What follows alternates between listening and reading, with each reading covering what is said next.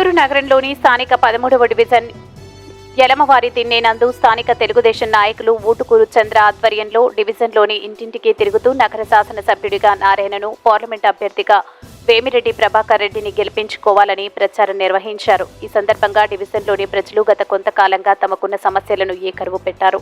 ఈ సందర్భంగా ఆయన మాట్లాడుతూ కూటమి అభ్యర్థులు విజయం సాధిస్తే 13వ డివిజన్కు మొదటి ప్రాధాన్యత ఇస్తారని, అందుకు తన శాయశక్తులా కృషి చేస్తానని, రానున్న ఎన్నికల్లో తెలుగుదేశం పార్టీ అభ్యర్థుల నారాయణను, వేమిరెడ్డి ప్రభాకర్ రెడ్డిలను అత్యధిక మెజార్టీతో గెలిపించవలసిందిగా విజ్ఞప్తి చేశారు.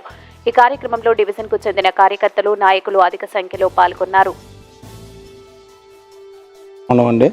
విపిఆర్ గారికి, నారాయణ సార్ గారికి ఇద్దరు ఓట్లు ఇవ్వమని చంద్రబాబు నాయుడుని ముఖ్యమంత్రిని చేసుకునే ప్రాసెస్లో నారాయణ సార్ని, విపిఆర్ గారిని గెలిపించుకునే ఉద్దేశంతో ప్రతి ఇంటికాడికి తిరుగుతూ ఉన్నామండి. ఇక్కడ ప్రధాన సమస్యలు డ్రైనేజ్ వ్యవస్థ అధ్వానంగా ఉందండి. ప్రతి ఇండ్లలో పాపం బాగానే వాటర్ లేవు, డ్రైనేజ్ సమస్య ఉందని చెప్తున్నారండి. తర్వాత ఈ పెన్షన్లో చాలా మందికి కరెంటు బిల్లులు ఎక్కువైనాయని, ఇంటి వయసు పెద్దదని చెప్పి చాలా మంది కొట్టేస్తున్నారండి. అర్హులు ఇదంతా ఎస్సీకి సంబంధించిన, కమ్యూనిటీకి సంబంధించిన వ్యక్తులు ఉండేది. మొత్తం 99% ఎస్సీ సంబంధించింది. వీళ్ళకు కూడా కనీసం ఇల్లులు ఒక ఇంట్లో ముగ్గురు అన్నదమ్ములు ఉంటారండి. వాళ్ళు పెద్ద ఇల్లు కట్టుకున్నారు. ఆ ముగ్గురు అన్నదమ్ములకి అక్కడ తప్ప మన స్థలాలు ఇవ్వకపోయినా కానీ వాళ్ళు ఇక్కడ కట్టుకున్నది ఇంటి వయసుల మీద వాళ్ళకి పెన్షన్లు పథకాలన్నీ కొట్టేస్తున్నారు. పెన్షన్ బాగుండదు, వాళ్ళకి కార్డులు బాగుండాయి. ఇటువంటి సమస్య ప్రధానంగా ఉందండి. తర్వాత ఈ అమ్మ ఒడికి సంబంధించినవన్నీ ఎగిరిపోండాయి. తర్వాత ఏంటంటే ఈ డ్రైనేజ్ వ్యవస్థ దూరంగా ఉంది. దోమలు చూడడానికి లైటింగ్లు చూడండి, ఎప్పుడన్నా అప్పుడు వస్తారు, ఎక్కడ పోతాయో తెలియదు. మెయిన్ రోడ్లు అక్కడక్కడ వెలుగుండాయి, లైటింగ్ కూడా సక్రంగా లేదండి. తర్వాత నారాయణ సార్ మాకు అందరికీ ఆదేశాలు ఇచ్చారండి. ప్రతి ఇంటికి వెళ్ళి ముందు కూర్చొని వాళ్ళ సమస్యలు కనుక్కోమన్నారు. ఇక్కడ ప్రధాన సమస్యలు ఫ్లాట్లు చాలా మందికి రాలే.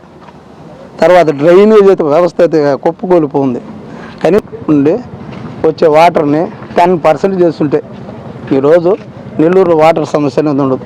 నారాయణ సార్ 5 ఏళ్ళ క్రితం ఆ పైపులు కూడా కుళ్ళిపోతాయో బాగుంటాయో కూడా తెలియదు, ఆపేశారు. పిక్కో ఇల్లు ఎప్పుడో కంప్లీట్ అయ్యి దానికి పెయింట్లు మార్చారే కానీ లోపల ఎట్టున్నది కూడా చూడడం ఎవరు. టిక్కో ఇల్లు అయితే ఆ రోజు ఇచ్చేయచ్చు, పక్క రోజు పేదవాళ్ళకి మీరు ఏమైనా చేయాల్సి ఉంటే టిక్కో ఇల్లు ఇచ్చేయాలా, పక్క రోజు ఇచ్చేయచ్చు. ఆ విధంగా చేసిస్తే దాన్ని చేయలేకపోయినారు.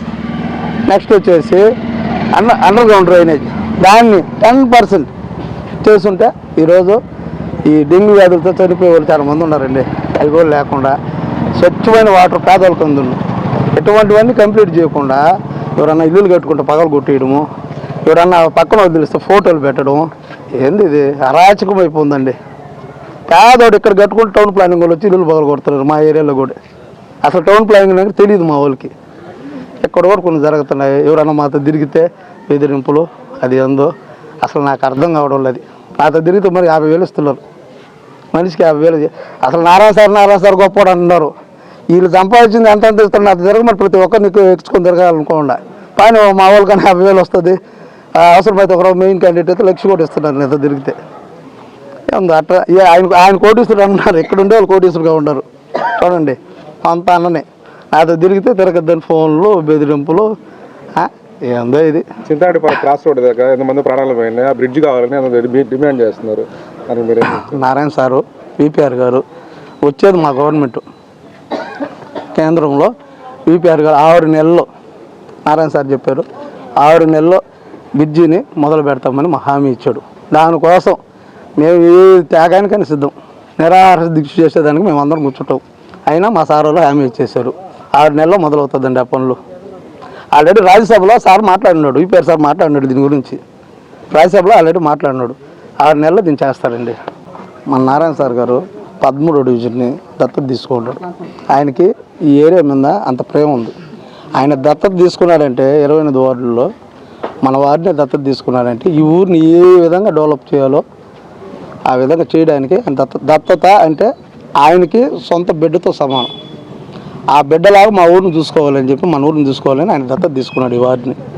దీనికోసం నారాయణ సార్ గాన మనం అత్యధిక మెజారిటీ ఇక్కడి నుంచి మనం ఇవ్వగలిగితే ఎక్కడి నుండి ఇల్లు వెలుగులు వెలుగే విధంగా ఉద్యోగాల కాడి నుంచి అన్నీ చేస్తాం. దత్తత అంటే నారాయణ సారు బిడ్డతో సమానం మన ఊరిని తీసుకున్నాడు. దీనైతే అన్నా క్యాంటీన్ మన ఏరియాలో ఒకటి పెట్టిస్తానని చెప్పాడు. అన్నా క్యాంటీన్ కూడా మనకు వస్తుంది. ప్రభుత్వం వదిలే. టీడీపీ ప్రభుత్వం కాబోయేది ఎమ్మెల్యే ఎవరు? నారాయణ సార్, మంత్రి నారాయణ సార్. పీపీఆర్ గారికి దేవుడి దేవాల మేము అనాలిస్తున్నాం. కేంద్ర మంత్రి ఇచ్చారంటే ఈ ఊరిని ఎక్కడ సమస్యలు ఉన్నాయో అవన్నీ చేసేసి ఎస్సీ కార్పొరేషన్ నిధులైతే అసలు మాకు ఈ మధ్య కాలంలో ఎవరికి రాలేదండి. దానికోసం వస్తే ఒక 100 మంది పిల్లకాయలకి సార్ చెప్పమన్నాడు, ఒక 100 మంది పిల్లకాయలకి కార్పొరేషన్ తరఫున అందరికి న్యాయం చేస్తాం.